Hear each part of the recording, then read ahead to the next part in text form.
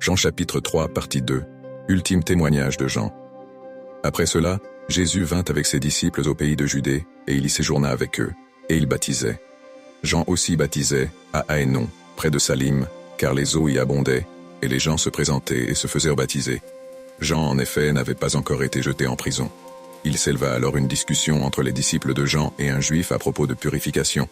Ils vinrent trouver Jean et lui dirent : « Rabbi, celui qui était avec toi de l'autre côté du Jourdain, celui à qui tu as rendu témoignage, le voilà qui baptise, et tous viennent à lui. » Jean répondit : « Un homme ne peut rien recevoir, si cela ne lui a été donné du ciel. Vous-même, vous m'êtes témoin que j'ai dit : je ne suis pas le Christ, mais je suis envoyé devant lui. Qui a l'épouse est l'époux. Mais l'ami de l'époux qui se tient là et qui l'entend, est ravi de joie à la voix de l'époux. Telle est ma joie, et elle est complète.